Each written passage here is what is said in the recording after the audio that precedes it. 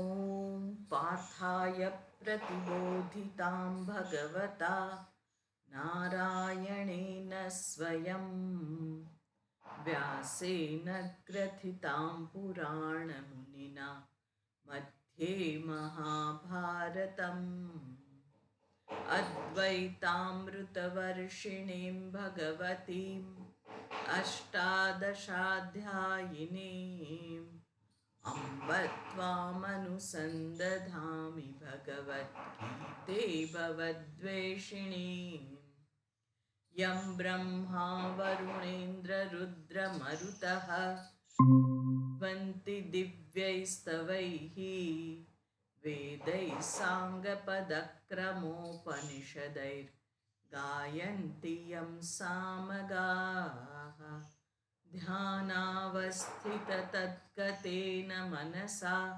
पश्यन्ति यं योगिनः यस्यान्तन्न विदुःसुरासुरगणाः देवाय तस्मै नमः यस्यान्तन्न विदुःसुरासुरगणाः देवाय तस्मै नमः।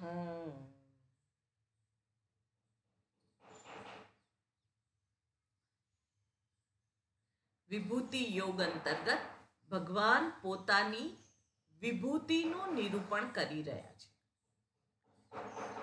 આપણે ગઈ વખતે જોઈ રહ્યા હતા કે 34મા શ્લોકની અંદર મૃત્યુ સર્વહરશ્ચાહમ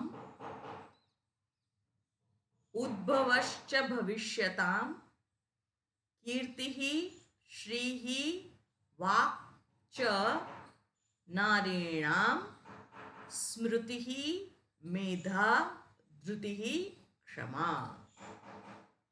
આ બધું જ ભગવાન કહે છે હું છું.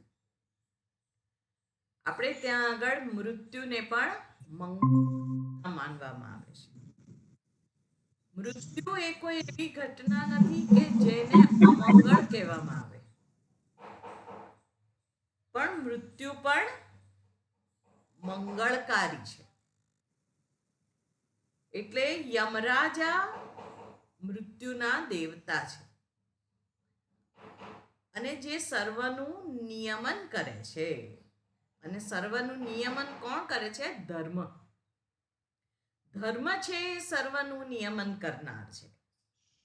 આપણે યોગ્ય માર્ગ ઉપર ચાલીએ એના માટે અને એ માર્ગ ઉપર ચાલીને પરમેશ્વરની પ્રાપ્તિ કરી શકાય એ માટે જે કંઈ જીવન દરમિયાન સતર્કતા રાખવાની છે, જે વર્ણમાં જે આશ્રમમાં છીએ તેને ધર્મ કહેવામાં આવે છે. અને એ ધર્મમય જીવન જ્યારે જીવીએ ત્યારે મૃત્યુ હંમેશા ઉત્કર્ષ કરાવનાર હોય છે, વધુ સારી ગતિની પ્રાપ્તિ કરાવનાર હોય છે. અને જે પાપ કર્મ કરતા હોય છે એના મૃત્યુને પણ મંગળકારી કહેવામાં આવે છે, કારણ કે એ પાપ કરતો અટકે છે ત્યાંથી અને બીજા જન્મની અંદર એને વધુ સારી રીતે સંજોગો પ્રાપ્ત થાય કે જ્યાં આગળ એ આ પાપ કર્મ ન કરે. એટલે મૃત્યુ બંને રીતે,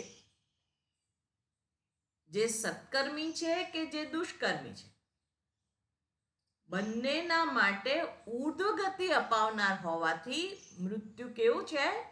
મંગળકારી છે. એટલે ભગવાન જ્યારે સંહાર કરે છે દુષ્ટોનો, ત્યારે શું કહે છે? એનો ઉદ્ધાર કર્યો. હિરણ્યકશિપુ હોય કે રાવણ હોય ત્યારે ભગવાને ઉદ્ધાર કર્યો એવું કહેવામાં આવે છે. એટલે આ મૃત્યુ કોણ છે? હું છું. સર્વહરઃ મૃત્યુ, જે સર્વનું હરણ કરી લે છે એવું મૃત્યુ. અને આપણે જાણીએ છીએ કે મૃત્યુ દેહથી પણ આ સૂક્ષ્મ દેહને સ્થૂળ દેહથી છૂટા પડવાનું થાય અથવા તો ધન વગેરેની હાનિ થાય છે, એને પણ મૃત્યુ કહેવામાં આવે છે. સામાજિક રીતે એટલે સર્વહરહ, સર્વનું હરણ થઈ જાય. દાખલા તરીકે આપણા નામની જમીન હોય, ધન હોય, એ બધું ચાલ્યું જાય, એને આપણે શું કહીએ છીએ? હવે તો હું ખલાસ થઈ ગયો, એને પણ મૃત્યુ કહેતા હોઈએ. એટલે અહીંયા સર્વહરહ. પછી ઉદ્ભવ, ઉદ્ભવ એટલે જે ઉત્પન્ન કરનાર છે, અને ભવિષ્યતામ એટલે જે પાલન કરનાર છે.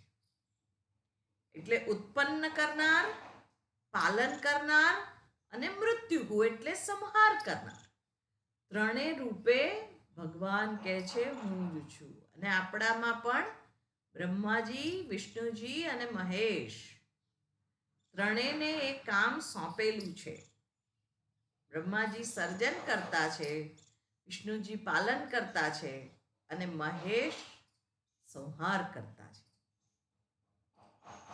એટલે આ ત્રણ દેવતાઓ રૂપે ભગવાન કોણ છે? હું જ છું. પછી જે નારીણામ એટલે સ્ત્રીવાચક શબ્દો છે,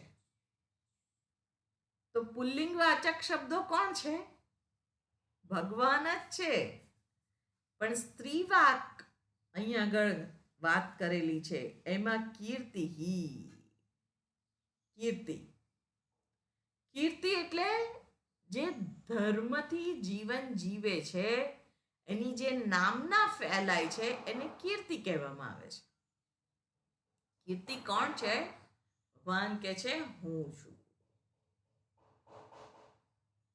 પછી વાક, વાણી, જે આ વૈખરી વાણી છે, પરા, પશ્યતિ, મધ્યમા અને વૈખરી, ચાર પ્રકારની વાણી છે.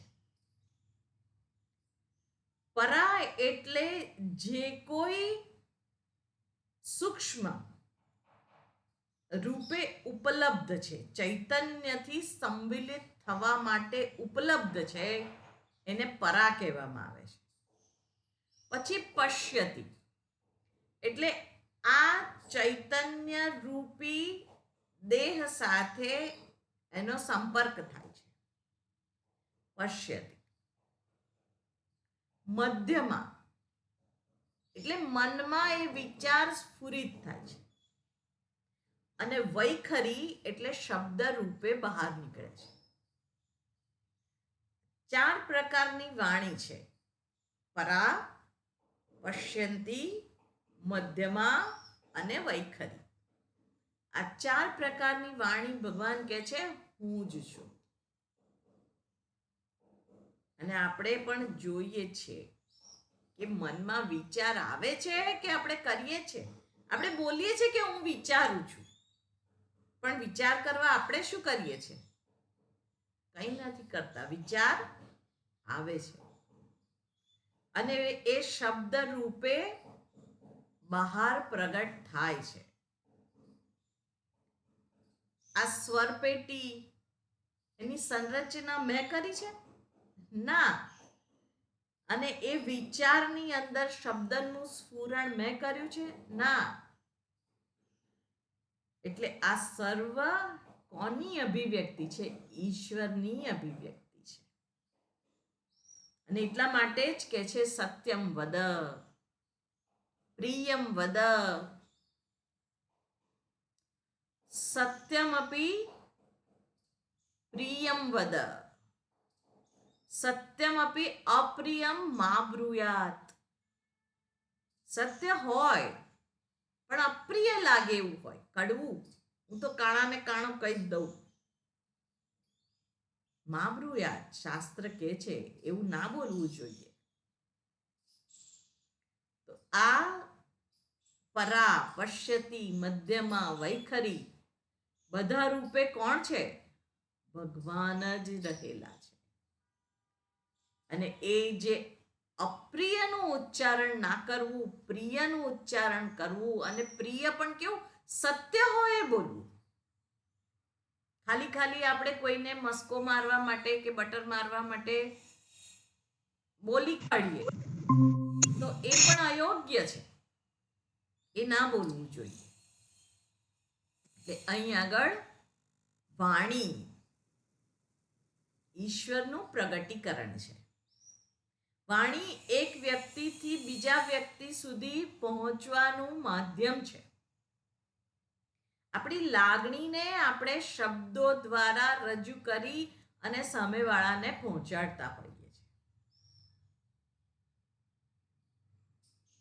અને સામેવાળું પણ એ જ આત્મતત્વ છે. તો ગમે તેમ બોલી, એટલે જ ભગવદ્ ગીતામાં ભગવાન કહે છે ને, આત્મૌપમ્યેન સર્વત્ર સમમ પશ્યતિ યોર્જુન. સુખમ વા યદિ વા દુઃખમ સયોગી પરમો મતઃ. ગમે તેવી પરિસ્થિતિ ઊભી થાય પણ પોતે સામેવાળાની લાગણીને ના દુભાય તેવું ધ્યાનમાં રાખી અને વાણીનો પ્રયોગ કરે. વૃથા વાણી ના હોય. ભગવાનનું એ સ્વરૂપ છે, બે વ્યક્તિઓને જોડતું માધ્યમ છે. આપણા ભાવ બીજા સુધી પહોંચાડવાનું સાધન છે.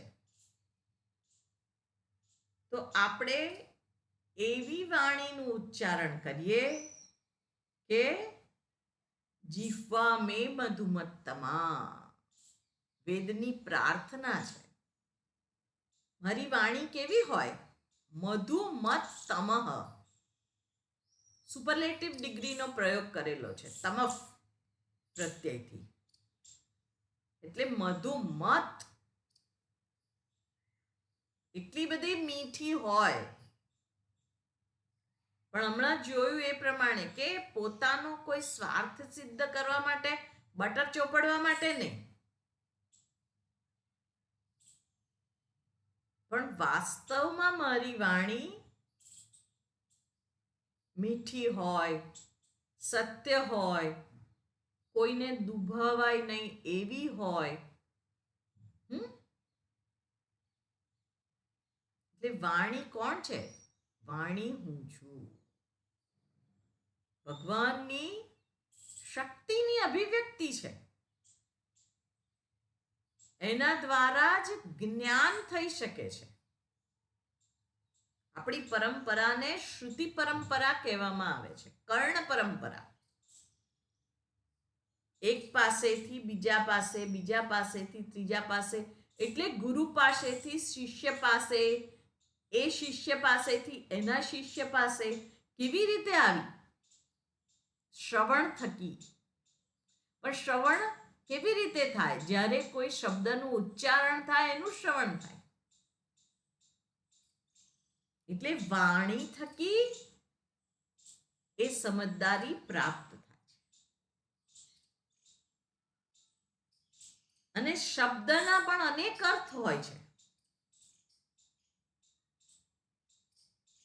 શક્ત્યાર્થ, વાચ્યાર્થ. વાચ્યાર્થને જ શક્ત્યાર્થ કહેવામાં આવે છે. હું કહું કે કમળ, તો શબ્દ બોલતાની સાથે જ એક પ્રકારની વૃત્તિ મનમાં ઉત્પન્ન થાય કે ભાઈ આની વાત કરી રહ્યા છે. એ વાચ્યાર્થ છે. એ જ શક્ત્યાર્થ પણ છે, કારણ કે વાણીમાં એ શક્તિ રહેલી છે કે એનું પદાર્થનું પ્રકટીકરણ કરે છે આપણા મનમાં, આપણી બુદ્ધિમાં. એટલે શક્ત્યાર્થ, વાચ્યાર્થ, વ્યંગાર્થ ભાઈ તું બહુ ડાયો, બેસ ને હવે. એ વ્યંગમાં કરેલું છે. એ કઈ ધમાલ કરતો હોય, ડાયો ના બેસતો હોય, આપણે કહીએ કે બેસ ને હવે, તું બહુ ડાયો છું. રૂઢ્યાર્થ, લોડી, કલાડી, એ રૂઢિથી ચાલતો આવેલો પ્રયોગ છે. આપણે બોલીએ કે કલાડી એટલે આપણને તરત જ પેલી કલાડી લાવો એટલે તરત જ આપણે એ વસ્તુ એમને આપવાના છીએ. સાણસી આપો એટલે એ જ વસ્તુ આપણે આપવાના છીએ. અનેક પ્રકારના અર્થ થતા હોય છે. એટલે વાણી જે બોલાય એની પાછળ પણ કયો ગૂઢાર્થ છુપાયેલો છે. આપણે કહીએ છીએ ને એ દાઢમાં બોલે છે એટલે વ્યંગમાં બોલે છે કે કોઈની મશ્કરી કરવા બોલે છે કે કોઈને પીડા પહોંચાડવા બોલે છે. હળહળતું અપમાન કરી નાખ્યું. કેવી રીતે કર્યું? કંઈક બોલીને જ કરતા હોઈએ છીએ.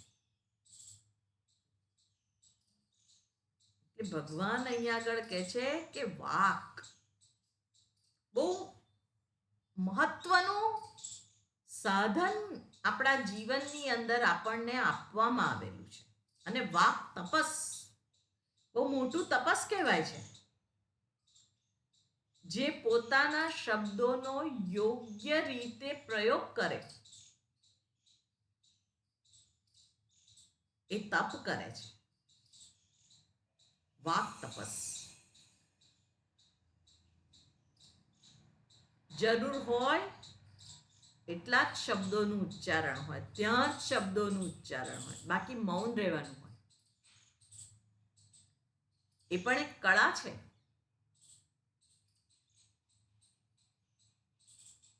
એટલે આ રીતે વાણીનો પ્રયોગ થવો જોઈએ. અને સાધકે તો બહુ સતર્કતાપૂર્વક વાણીનો પ્રયોગ કરવો જોઈએ. કારણ કે હમણાં જોયું એ પ્રમાણે બહુ મહત્વનું સાધન છે. વાણીથી જ શાંતિ છે, વાણીથી જ યુદ્ધ છે.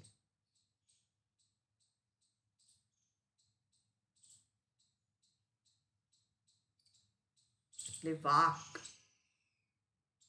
પછી શ્રીહી આપણે જોયું. શ્રીહી સંપત્તિ. સંપત્તિ અષ્ટલક્ષ્મી છે. શ્રીહી ધનલક્ષ્મી, ધાન્યલક્ષ્મી, સંતાનલક્ષ્મી, ગૃહલક્ષ્મી, વિદ્યાલક્ષ્મી, ગજલક્ષ્મી, હે આવી અષ્ટલક્ષ્મી છે. પ્રત્યેક સંપત્તિ જે કંઈ મને પ્રાપ્ત થઈ છે જાણવું જોઈએ એ મારી નથી. મને ટ્રસ્ટી બનાવેલો છે અને મારે એ ટ્રસ્ટ વર્ધી તરીકે સાબિત થવાનું છે. કોઈના માટે નહીં, મારા પોતાના માટે અને મારા પરમાત્મા પરમેશ્વર પ્રભુ માટે કે તે જે મારી ઉપર વિશ્વાસ મૂકેલો છે એમાં હું 100% ખરો ઉતરીશ. જે કંઈ તે મને આપેલું છે એ હું એકલો લૂંટી નહીં લઉં, હું વહેંચીને ભોગવીશ.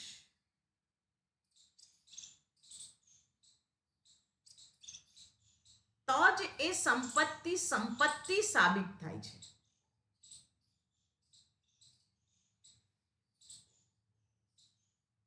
અને જોયું તું આપણે કે સંપત્તિ કદાચ બાહ્ય હોય પણ સમૃદ્ધિ એ આંતરિક છે. એ વિદ્યાધન હોય, આરોગ્ય ધન હોય કે સ્થૂળ રૂપે કોઈ પૈસા વગેરે હોય, ધનલક્ષ્મી એ પણ સંપત્તિ જ છે, પણ એ સમૃદ્ધિ ક્યારે બને? જ્યારે એનો સદુપયોગ થાય. કોઈને છેતરવામાં હું એનો ઉપયોગ ના કરું, કોઈની નબળી ક્ષણોનો હું લાભ ના ઉઠાવું. એ શું છે? સતર્કતાપૂર્વકનું મારું જીવન, સતર્કતાપૂર્વકનો મારો વ્યવહાર. ઓછામાં ઓછું લઈને વધારેમાં વધારે હું શું આપી શકું? તનથી, મનથી, ધનથી. તનથી સેવા હોય, મનથી ઈશ્વર સ્મરણ હોય, અને ધન મારા ભોગ માટે ના હોય, એ યોગ માટે છે, આપવાનું હોય.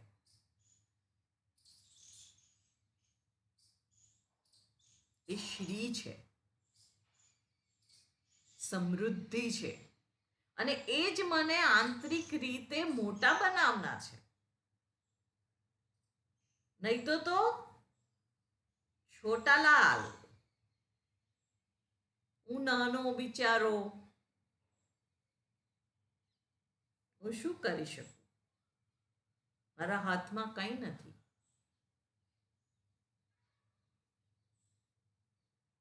પણ ભગવાને આપણને એવા બનાવ્યા છે.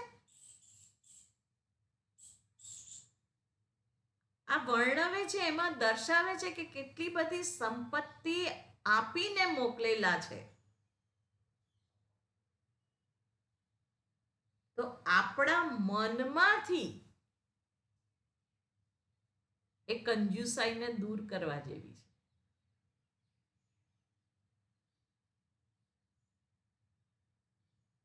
કારણ કે એ છે ક્યાં? બહાર તો કોઈ વસ્તુની ખોટ આપણને કોઈને આપેલી જ નથી. આપણી જરૂરિયાત કરતા અનેક ગણું વધારે આપેલું છે.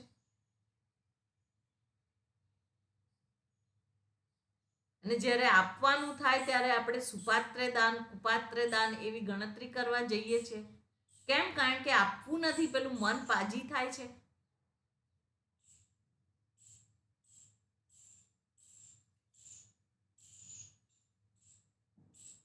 કેટલું વહેંચ્યું આપણે, કેટલા મોટા થયા.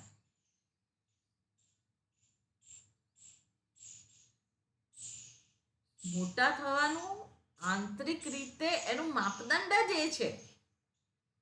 આપણે બે ભાઈઓ હોય અને એક જ વસ્તુ માટે ઝઘડતા હોય, તો આપણે પેલા નાનાને આપી દઈએ ને પેલાને શું કહે, તું મોટો છે, હવે ચાલશે તને.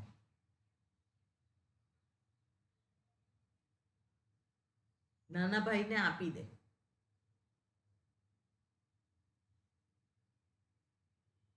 ત્યાગ કેટલો કર્યો, કેટલું બીજાના માટે આપણે જીવ્યા.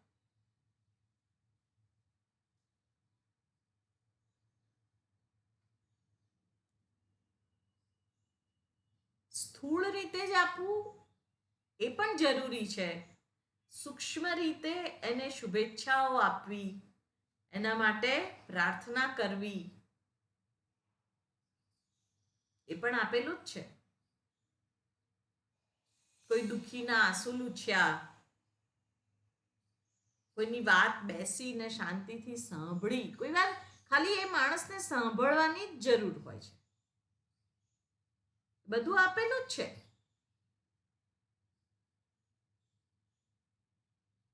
એ શ્રી છે, વ્યક્તિગત સમૃદ્ધિ છે.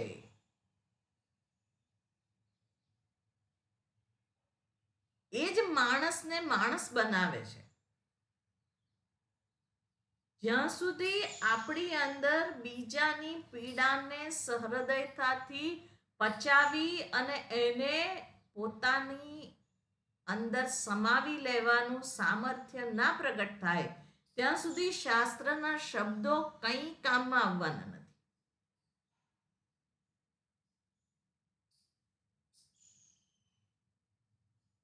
એટલે એની દુઃખમાં આપણે રડવા લાગવું એવું નથી કહેતી હું, એવું શાસ્ત્ર પણ નથી કહેતા. પણ એના સંઘર્ષમાં સાથે હું છું ને, તું ચિંતા ના કરીશ. આ વિકટ પરિસ્થિતિ આવી છે, હું તને સહાય કરીશ. એવો વિશ્વાસ આપણે એને આપ્યો હોય. સંકટમાં સહાય એટલે સ્વામી બ્રહ્માત્માનંદજી મારા ગુરુજી કે કોઈને આપવા જેવું કંઈ હોય વિકટ ક્ષણોમાં તો સલાહ સિવાયનું, ઇન્વર્ટેડ કોમામાં લખેલું છે, સલાહ સિવાયનું. આપણે સલાહ આપી દઈએ ફટાક દઈને, તું આમ કર, તું આમ કર, આમ કર દે, પતી ગયું. એણે તને આમ કર્યું, તારે આવું જ કરવું જોઈએ, તારે આવું કરી દેવાનું. જેવા સાથે તેવા, ટીટ ફોર ટેટ. એ શું કે છે? સલાહ સિવાયનું. પહેલામાં પહેલી તો સહાનુભૂતિ, સહાનુભૂતિ એને સાંભળ્યા હોય અને એની પીડાને આપણે ધારણ કરેલી હોય. જેવી રીતે શસ્ત્રને ધારણ કરેલું હોય, એની પીડાને ધારણ કરવાની છે. પછી સહાનુભૂતિ પછી શું છે? સહાય. એને સહાય કરવાની હોય જે થઈ શકે. ને સહાય એવી રીતે કરવાની હોય કે એને આપણામાં વિશ્વાસ જન્મે કે આ મારો દુરુપયોગ નહીં કરે. અને ત્યારે એને સલાહ નથી આપવાની, એને સમજદારી આપવાની છે. સાચી સમજણ કે જે જિંદગી ભર એની સાથે રહે. આપણે તો તાત્કાલિક એને સલાહ આપી દઈએ એટલે એ પ્રમાણેનું વર્તન કરે, પછી ફરી બીજા જોડે એને કંઈ અણબનાવ થાય કે જે કંઈ થાય એમાં પાછા સલાહ લેવા માટે, કારણ કે આપણે આપી હોય એટલે એને એમ થાય કે હવે આ તો મારું દુઃખ સમજે છે એટલે પછી આપણી પાસે આવે. પણ એનું પોતાનું ના થયું હોય, એ અનુભવથી એ સમૃદ્ધ નથી થયેલો. પ્રત્યેકના જીવનમાં સુખદ હોય કે દુઃખદ હોય પરિસ્થિતિ વ્યક્તિને સમૃદ્ધ કરવા માટે આવે છે, કંઈક સમજદારી આપવા માટે આવે છે. એટલે એ સમજદારી એણે ના મેળવી તો એ પરિસ્થિતિનો કોઈ લાભ નથી. કારણ કે જે મોકલનાર છે એ ઈશ્વર છે અને એણે બહુ ચોક્કસ ઈરાદાપૂર્વક આ પરિસ્થિતિને મારા જીવનમાં મૂકેલી છે.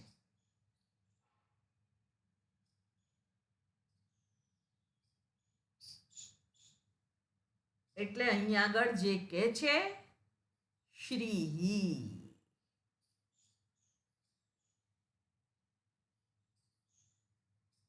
કીર્તિ શ્રી વાક સ્મૃતિ. સ્મૃતિ એટલે યાદશક્તિ.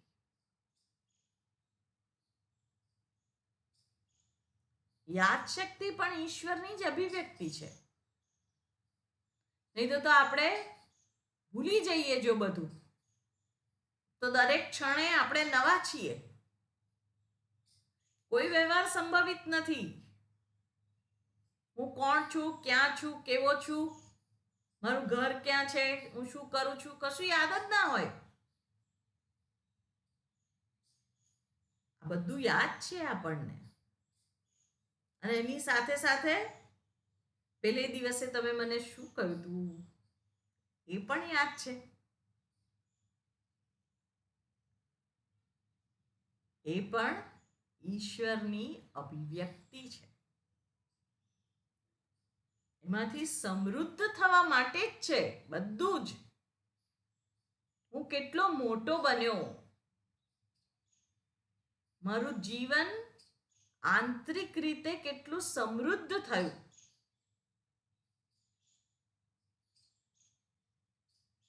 એ કોણે જોવાનું? મારે પોતાએ જોવાનું. એટલે અહીંયા આગળ કહે છે સ્મૃતિ, મેધા, ગ્રહણ શક્તિ અને ધારણ શક્તિ.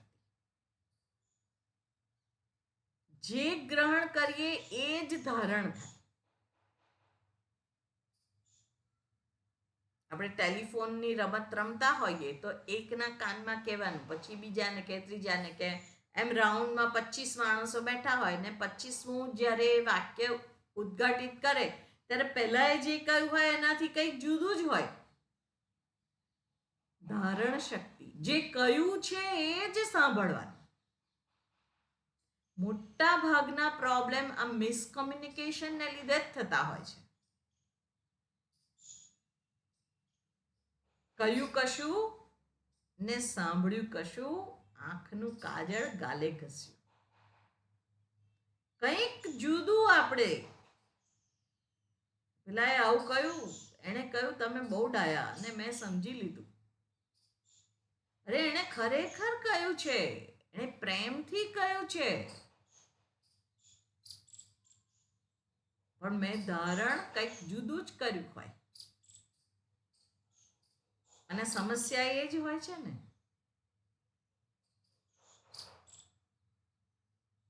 કમ્યુનિકેશનના પ્રોબ્લેમ આ જ છે. મેધા, ભગવાનને આ બધી પ્રાર્થના કરવા જેવી છે કે આ બધા સદગુણોનો આવિર્ભાવ મારી અંદર થાઓ. હે ઈશ્વર, આ રૂપે તમે જ પ્રગટ થયેલા છો, તો આ કાર્યકરણ સંઘાતમાં પણ આ રૂપે તમે પ્રગટ થાઓ.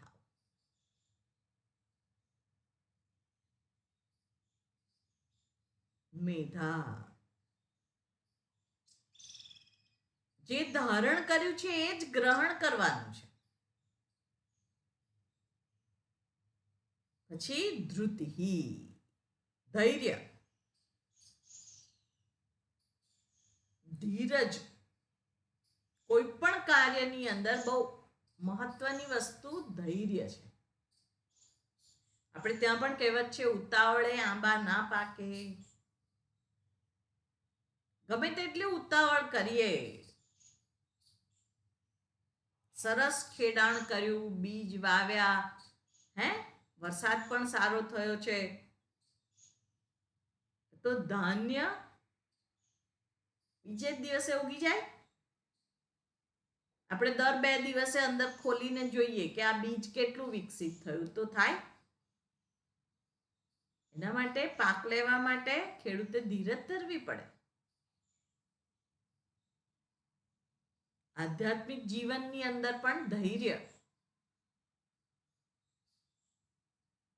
કેટલા વર્ષોથી શ્રવણ કરું છું, મને લાગે છે કે કંઈ હાથમાં નથી આવતું. ધીરજ. કારણ કે આ રાતોરાત બનતી ઘટના નથી. પેલું ફૂલ હોય એ કળીમાંથી કેવી રીતે ધીરે ધીરે ધીરે ધીરે ધીરે ધીરે વિકસિત થાય છે, એ રીતે મારો આંતરિક વિકાસ થતો હોય છે.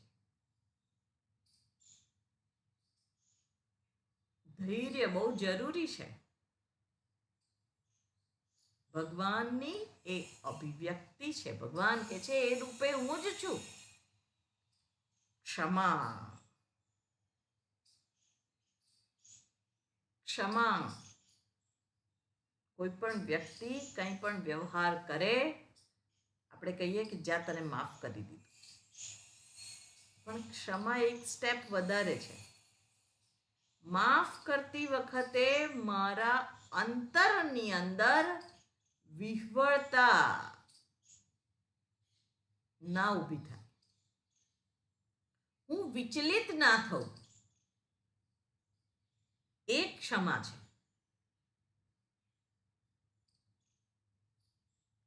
અને આગળ કહે છે બૃહત સામ તથા સામનામ ગાયત્રી છંદસામહમ માસાનામ માર્ગશીર્ષોહમ ઋતુનામ કુસુમાકરઃ. તથા સામનામ બૃહત સામ અહમસ્મિ. સામ નામ એટલે સામ મંત્રો. સામવેદના મંત્ર છે. સામવેદ ગાઈ શકાય છે, એને ગેય કહેવામાં આવે છે. એ સામનામ બૃહત સામ. એમાં બૃહત સામ હું છું. પછી છંદસામ ગાયત્રી અહમ. છંદ એમાં હું ગાયત્રી છું. માસાનામ માર્ગશીર્ષ અહમ. મહિનાઓ જે છે એમાં માર્ગશીર્ષ માસ હું છું. ઋતુનામ કુસુમાકરઃ. ઋતુઓમાં હું વસંત છું. કેટલી ઋતુ છે આપણે ત્યાં?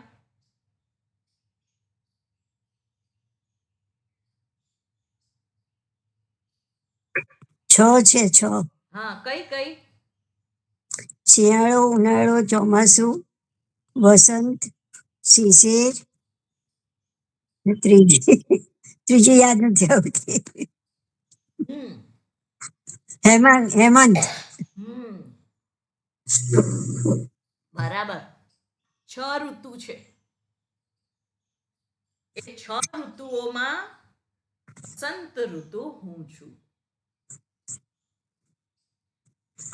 ગ્રીષ્મ, ઉષ્ણ, શિશિર, વર્ષા, વસંત અને છેલ્લી કઈ તમે?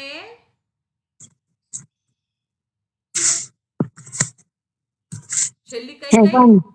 હેમંત. હેમંત ઋતુ. હા, હેમંત ઋતુ થઈ ગઈ ને. 6 થઈ. ઋતુઓ હું છું.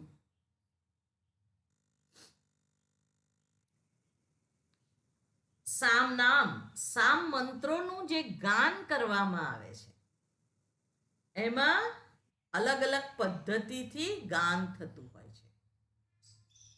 એમાં બૃહત સામ એનું ગાન અત્યંત સંગીતમય હોય છે અને કર્ણપ્રિય હોય છે. એ બૃહત સામ કે છે એને. એ બૃહત સામ ભગવાન કે છે હું છું. પછી ગાયત્રી છંદસામહમ. છંદોમાં હું ગાયત્રી છંદ છું. અનુષ્ટુપ, ત્રિષ્ટુપ, શિખરિણી, અનેક પ્રકારના છંદ રહેલા છે. ગાયત્રી પણ છંદનું નામ છે. પણ રૂઢિ અર્થથી જે સવિતૃ મંત્ર છે, સૂર્યનારાયણનો મંત્ર, એને ગાયત્રી મંત્ર કહેવામાં આવે છે. દરેક દેવોના ગાયત્રી મંત્ર છે. ગણેશ ગાયત્રી છે, વિષ્ણુ ગાયત્રી છે, લક્ષ્મી ગાયત્રી છે, શિવ ગાયત્રી છે. બધા જ દેવોના ગાયત્રી મંત્ર રહેલા છે. આ સૂર્ય સવિતૃ ગાયત્રીને ગાયત્રી રૂઢિ અર્થથી કહેવામાં આવે છે. જેવી રીતે આપણે એવું કહીએ કે રામ હ, તો રામ શબ્દ જે છે એ કોઈનું પણ નામ રામ હોય છે. પણ જ્યારે આપણે વાત કરીએ કે રામના જીવનમાં, ત્યારે આપણને બરાબર ખબર છે કે આપણે દશરથી નંદન રામની વાત કરી રહ્યા છીએ. દાશરથી રામ, કોદંડ પાણી, સીતાપતિ, એની વાત કરી રહ્યા છે. તેવી જ રીતે અનેક ગાયત્રી મંત્રો છે, પણ સવિતૃ મંત્રને ગાયત્રી મંત્ર કહેવામાં આવે છે રૂઢિ અર્થથી. અને ગાયત્રી મંત્રની અંદર સામાન્ય રીતે જે વેદમાં છે ગાયત્રી, એમાં દરેક ગાયત્રીના 3 પાદ હોય છે અને પ્રત્યેક પાદમાં 8 અક્ષર હોય છે. એટલે 8 તરી 24 અક્ષરથી એ ગાયત્રી મંત્ર બનેલો હોય છે. એટલે તમે ગણજો, તત્સવિતુર્વરેણ્યમ ભર્ગો દેવસ્ય ધીમહિ ધિયો યો નઃ પ્રચોદયાત. આ 24 અક્ષર થાય છે. આ 24 અક્ષરનો બનેલો ગાયત્રી મંત્ર જે સવિતૃ મંત્ર છે પણ પૂર્ણ પ્રાર્થના છે.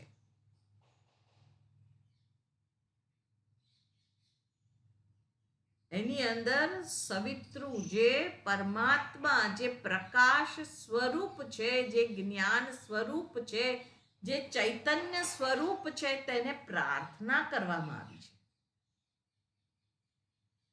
શું પ્રાર્થના છે? તો અહીંયા આગળ કહે છે કે ઓમ ભૂર્ભુવસ્વઃ. ઓમ એ પરમાત્માનું એકાક્ષરી નામ છે. આપણે મુખ ખોલીએ અને મુખ બંધ કરીએ. મુખ ખોલીએ એટલે અ, ઉ, મુખ ગોળાકાર થાય છે, એમાં બધા વચ્ચેના વર્ણ આવે છે. અને મુખ બંધ કરીએ મ. ઓમ. વર્ણમાલાના દરેક ભાષાના જેટલા અક્ષરો હોય બધા આવી જાય આ 3માં. જાગ્રત, સ્વપ્ન, સુષુપ્તિ 3 અવસ્થાઓનું પણ એ નિર્દેશ કરે છે. ચોથી અવસ્થા હોતી નથી, જેને તુરીય અવસ્થા કહે છે, એ ચોથી નથી. પણ આ ત્રણેયની પાછળનું મારું પોતાના સ્વરૂપનું ભાન, જ્ઞાન, એને તુરીય અવસ્થા કહે છે. એટલે આપણે કાં તો જાગ્રતમાં હોઈએ, કાં તો સ્વપ્નમાં હોઈએ, કાં તો સુષુપ્તિમાં હોઈએ. એટલે ઓમ. ભૂર એટલે ભૂ ભુવઃ સુવઃ.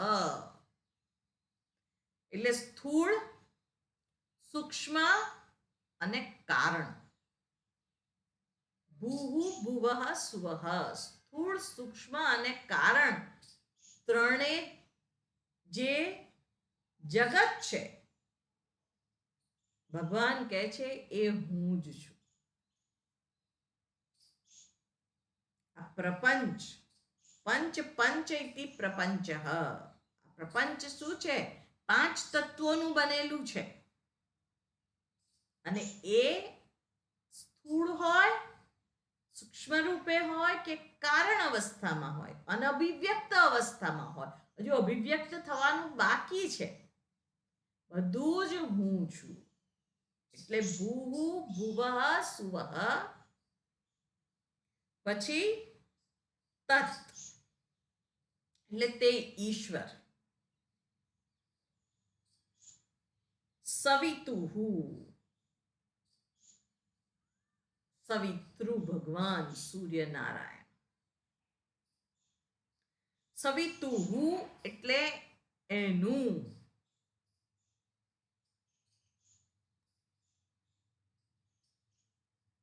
વરેણ્યમ. વર્ણિયમ, ભજનીયમ, પ્રાપ્ત કરવા યોગ્ય, પ્રિય, વરણ કરવા યોગ્ય એક જ છે. ઓમ તત્ સવિતુર્વરેણ્યમ ભર્ગઃ. ભર્ગઃ એટલે તેજ. તેજ હોય ત્યાં અંધકારનો લેશ પણ રહેતો નથી. એટલે એ પરમાત્મા જે સવિતૃ ભગવાન છે, સવિતૃ નારાયણ જે પરમાત્મા એ કેવા છે? તેજ સ્વરૂપ છે, જે અંધકારને દૂર કરનાર છે. એટલે ઓમ તત્ સવિતુર વરેણ્યમ ભર્ગઃ દેવસ્ય ધીમહિ. એ દેવતાના તેજ સ્વરૂપનું અમે ધ્યાન કરીએ છીએ. ધીમહિ, અમે ધ્યાન કરીએ છીએ. અને એ કેવું છે? નહ ધિયઃ પ્રચોદયાત, અમારી બુદ્ધિને તેજસ્વી બનાવે એવી પ્રાર્થના છે.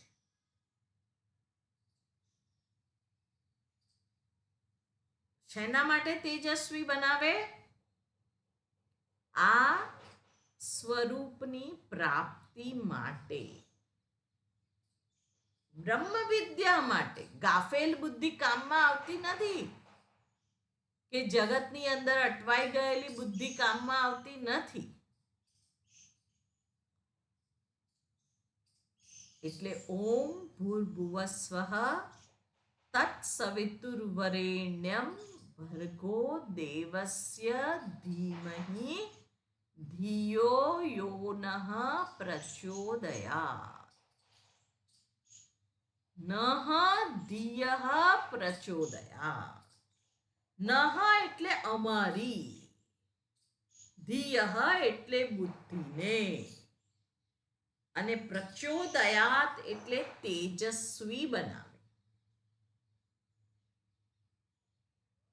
આત્મા સર્વજ્ઞ રૂપે રહીને આ મારા મન બુદ્ધિને જે પ્રકાશિત કરે છે, એ જ મન બુદ્ધિ વડે અમારી જે ચિંતન શક્તિ છે, પ્રજ્ઞા છે, જે મેધા છે, જે શ્રીહી છે, જે વાક છે, એ બધું કેવું બને? તેજસ્વી બને. એમાં ઈશ્વરની અભિવ્યક્તિ પ્રગટ થાય. તો પછી જીવન કેવું બને? મંગળકારી બને, શુભ બને. અને એ મંગળકારી જીવન હોય તો મૃત્યુ કેવું હોય? મંગળકારી જ હોવાનું. એટલે એ અહીંયા આગળ છંદસામ ગાયત્રી અહમ. પછી આગળ કે છે માસાનામ માર્ગ શીર્ષ અહમ. માસ, મહિનાઓ, એમાં હું માર્ગશીર્ષ માસ છું, માક્ષર મહિનો. આપણે જાણીએ છીએ કે આ મહિનાના અંતમાં દક્ષિણાયનનો અંત આવે છે અને સૂર્ય ઉત્તરાયણમાં ગતિ કરે છે. એટલા માટે માક્ષર મહિનો મહત્વનો કહેવામાં આવે છે. બધા જ મહિના મહત્વના છે, કોઈ મહિનો મહત્વનો નથી એવું નથી. પણ માસાનામ વિશિષ્ટ સૂર્ય મકર રાશિમાં આવે છે, મકર સંક્રાંતિ. અને જ્યોતિષ શાસ્ત્રની દ્રષ્ટિએ આ તપશ્ચર્યાનો મહિનો ગણાય છે. એમાં તપ, વ્રત, જપ, નિયમ અધિક કરવાના હોય છે. તપશ્ચર્યા એટલે કે છે માસાનામ માર્ગશીર્ષ. ઋતુનામ કુસુમાકરઃ. જે ઋતુની રાહ પ્રત્યેક મનુષ્ય નહીં પ્રકૃતિ પણ જોઈ રહી હોય છે. પુષ્પ નવપલ્લિત થાય છે અને અંકુરો ફૂટી નીકળે. વૃક્ષો પણ જાણે એની રાહ જોઈને બેઠેલા હોય છે. ઋતુનામ કુસુમાકરઃ. અને વેદનું વાક્ય અહીંયા ઉદ્ધૃત કરેલું છે શંકરાચાર્યજીએ ભાષ્યમાં. એ કે છે વસંતે વસંતે જ્યોતિષ જુહોતિ. જુહોતિ હોમ કરે. જ્યોતિષ એટલે અગ્નિ કર્મ કરવાનો તે કાળ છે. વસંત ઋતુ એમાં યજ્ઞ યાગાદિ કરવાનું વિધાન કરવામાં આવે છે. શાસ્ત્રની અંદર આ વાક્ય જોવામાં આવે છે. ભગવાન સર્વરૂપે અભિવ્યક્ત થયા છે. આગળ કહે છે દ્યુતમ છલયતામસ્મિ તેજસ તેજસ્વિનામહમ જયોસ્મિ વ્યવસાયોસ્મિ સત્વમ સત્વવતામહમ. દ્યુતમ છલયતામસ્મિ તેજઃ તેજસ્વિનામહમ જયઃ અસ્મિ વ્યવસાયઃ અસ્મિ સત્વમ સત્વમ વતામહમ. છલયતામ બંને વાત કરી છે અહીં આગળ. આપણે જોઈએ આ શ્લોકની અંદર બે ઓપોઝિટ છે. છલયતામ છલઃ દ્યુતમ અહમસ્મિ. જે છળકપટ કરનારાઓ છે એમાં જુગાર હું છું એમ કે છે.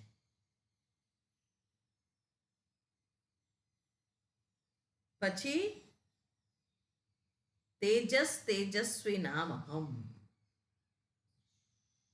તેજસ્વીઓનું તેજ હું છું. પૂર્ણ શક્તિ અનંત જ્ઞાન સ્વરૂપ કોણ છે? ઈશ્વર જ છે. જે ઉપાધિની તેજસ્વીતા છે, દરેક પ્રત્યેક વ્યક્તિની અંદર જે તેજસ્વીતા છે ભગવાનની તેજસ્વીતા છે. પછી વિજેતાઓનો વિજય હું છું. જયોસ્મી. તેજસ્વીતા તો હું છું જ, પણ એ તેજસ્વીતાના કારણે જે વિજય મળે છે, જે મને લાગે છે કે આ મારો વિજય છે. ભગવાન કહે છે તારો નથી, એ પહેલો નંબર તો મારો છે. પછી વ્યવસાય અહમસ્મિ. વ્યવસાય એટલે નિશ્ચયાત્મિકા અંતઃકરણ વૃત્તિ. વ્યવસાયાત્મિકા બુદ્ધિ. અહીંયા વ્યવસાય એટલે વેપાર નથી. આપણે થાય તમે કયો વ્યવસાય કરો છો? તો કોઈ કે હું બ્રાહ્મણ છું, હું ક્ષત્રિય છું, હું વૈશ્ય છું, હું શૂદ્ર છું. એવો વ્યવસાયની વાત જ નથી. વ્યવસાય એટલે અંતઃકરણ, નિશ્ચયાત્મિકા અંતઃકરણ વૃત્તિ. વ્યવસાયાત્મિકા અંતઃકરણ વૃત્તિ એકેહ કુરુ નંદન, એવું બીજા અધ્યાયમાં કહેલું છે. વ્યવસાયાત્મિકા એટલે નિશ્ચયાત્મિકા અંતઃકરણ વૃત્તિ. ભગવાન કોણ કે છે? એ હું છું. તને એમ થાય કે વાહ વાહ, શું આજે તો મેં નિશ્ચય કરી નાખ્યો છે. ભગવાન કે તે કર્યો નથી, ભલે તું નિમિત્ત છે. હા, પણ હું નિમિત્ત તો ખરો ને. માનવાનો નિમિત્ત છે. વાસ્તવિકતા તો વ્યવસાયાત્મિકા અંતઃકરણ વૃત્તિ અહમસ્મિ. જે સ્પષ્ટતા છે વિચારોની, જેના કારણે નિર્ણય લેવાય છે, એ હું છું. સત્વમ સત્વવતામહમ. સત્વવતામ વતુ પ્રત્યય લાગ્યો છે, સત્વથી યુક્ત, એને સત્વવતામ કહેવાય. જેવી રીતે રૂપવાન, ધનવાન, રૂપથી યુક્ત, ધનથી યુક્ત, ગુણવાન, ગુણથી યુક્ત, બલવાન, બલથી યુક્ત, એવી રીતે સત્વવાન. અને સંસ્કૃતમાં એને બહુવચનમાં સત્વવતામ કહેવામાં આવે છે. સત્વથી યુક્ત. સત્વવતામ સત્વઃ અહમસ્મિ. સાત્વિકોનું સત્વ. પહેલા કહ્યું કપટ કરનારાઓમાં છળ હું છું, એટલે મેં કહ્યું કે બે વિરુદ્ધની વાત કરેલી છે. જે સાત્વિક છે એ કદી છળ કરતો જ નથી. એ સત્વવતામ સતઃ અહમસ્મિ, દ્યુતમ છલયતામસ્મિ. એ બંને ભગવાન વિરુદ્ધ વાત કરે છે. એ હું છું, પણ એની પાછળનું જે સત્વ છે એની વાત કરે છે. એ નથી તમોગુણી, નથી રજોગુણી, નથી સત્વગુણી. અને ત્રણેય ગુણો આપણી અંદર પ્રગટ થાય જ છે. આપણે કદીક રજોગુણી હોઈએ, કદીક સત્વગુણી હોઈએ, કદીક તમોગુણી હોઈએ. ભગવાન કહે છે એ ત્રણેય ગુણોનો પ્રકાશક, જેની હાજરીમાં આ ત્રણ ગુણો પ્રગટ થાય છે, એ નિમિત્ત હું છું. તમસ એ નિમિત્ત શું છે? એનું અજ્ઞાન, અંધકાર, આળસ, પ્રમાદ, એ બધું તમસ છે. અને રજોગુણ આપણે કંઈક ને કંઈક કરવું હોય, એ રજસ છે. અને સત્વ ચિંતન, જ્ઞાન, પ્રેમ, વિચારશીલતા, એ પણ ગુણો આપણી અંદર ઉદ્ધૃત થાય છે. પણ નથી હું સત્વ, નથી હું રજસ, નથી હું તમસ. એ ત્રણે મારી હાજરીમાં ઉત્પન્ન થાય છે. એટલે આપણે તો રજોગુણી આપણને માની લઈએ, કાં તમોગુણી માની લઈએ, કાં સત્વગુણી માની લઈએ. હું તો આવો છું એવું આપણે કહી દઈએ, ફટાક દઈને. ભગવાન કહે છે તું આમાંથી એકેય નથી. એટલે અહીંયા આગળ આ વાત કર્યા પછી હવે ભગવાન આગળ વાત કરવાના છે. આપણે આવતી વખતે જોઈશું. ઓમ પૂર્ણમદ પૂર્ણમૂર્ણમદચ્યતે પૂર્ણસ્ય પૂર્ણમાદાય પૂર્ણમેવાવશિષ્યતે. ઓમ શાંતિ શાંતિ શાંતિ. હરિ ઓમ શ્રી ગુરુભ્યો નમઃ. હરિ ઓમ.